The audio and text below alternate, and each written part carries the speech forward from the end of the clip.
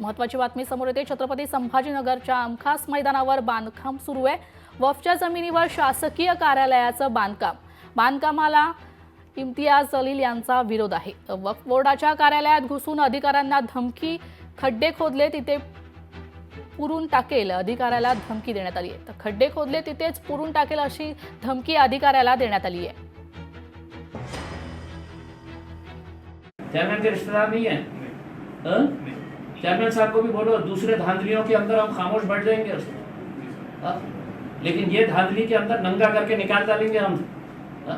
आमखास की जमीन के मामले में हम 1 इंच जगह नहीं देने वाले। फर्स्ट को बोल डालो, अभी मीटिंग में आएंगे ना, मीटिंग में से उठा के लेके जाऊंगा। तुमने FIR रजिस्टर करना, अभी CO से बात करना, नहीं तो मैं तुम्हारे को उठा के लेके जाके निकाल वही खड्डे के अंदर डाल दूंगा जो आमखास के अंदर तुमने खोद के लगाए। वळूया पुढील बातमीकडे। छत्रपती संभाजीनगरच्या खेळाडूंसाठी आमखास मैदान सरावासाठी वापरलं जाते। ही जमीन वक्फ बोर्डाची असून या ठिकाणी शासकीय कार्यालय बनवण्याचं काम सुरू आहे। तर या बांधकामाला MIM प्रकाशाचे प्रदेशाध्यक्ष इम्तियाज जलील यांनी विरोध केलाय। या ठिकाणी वाहनांचं नुकसान झालं तर याला सरकार जबाबदार असेल असा इशारा त्यांनी दिलाय। कामाला विरोध केल्यानंतर नेते इम्तियाज जलील यांच्याशी संवाद साधले आमचे प्रतिनिधी सचिन बडे यांनी।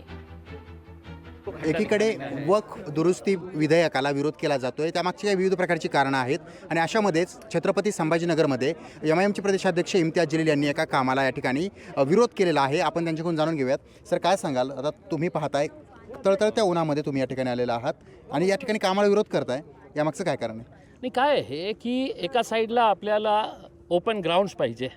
म्युनिसिपल कमिशनरने अनेकदा हे सांगितलेलं आहे की आपल्याला ग्राउंड्स डेव्हलप करायचे आहे, प्लेग्राउंड्स पाहिजे, पार्क्स पाहिजे।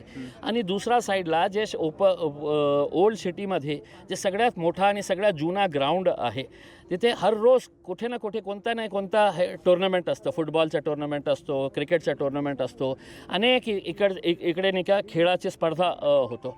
आणि गुपचूप इथे 3-3 ऑफिसेस बांधण्याचा हे कट जे रचण्यात आलेला आहे। मी PWD अधिकाऱ्यांना विचारलं हे काम कोणी करत आहे, तर त्यांनी सांगितलं की वक्फ बोर्डाने आम्हाला हे जागा दिलेली आहे, वक्फ बोर्डाचे 3 ऑफिसेस इथे एस्टॅब्लिश करे।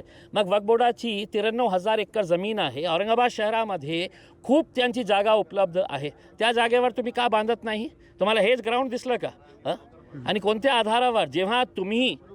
जेव्हा तुम्ही NOC दिलेली आहे की या ग्राउंडवर स्टेडियम बांधण्यासाठी तुम्ही NOC दिलेली आहे, मग कोणत्या आधारावर तुम्ही हे NOC कॅन्सल केलेली आहे?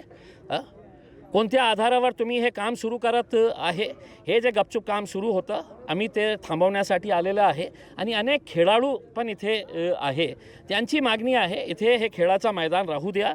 आणि उद्या समजा त्यांनी हे काम सुरू ठेवलं आणि त्यांच्या गाड्याला काही झालं तर आम्ही जबाबदार राहणार नाही, स्पष्ट शब्दात मी वक्फ बोर्डालाही सांगू इच्छितो आणि PWDच्या अधिकाऱ्यांनाही सांगितलेलं आहे। जमिनीचा कुठेतरी गैरउपयोग करण्याचा प्रयत्न केला जात असल्याचा आरोप इम्तियाज जलील यांनी केलेला आहे। सचिन बडे, लोकशाही मराठी, छत्रपती संभाजीनगर।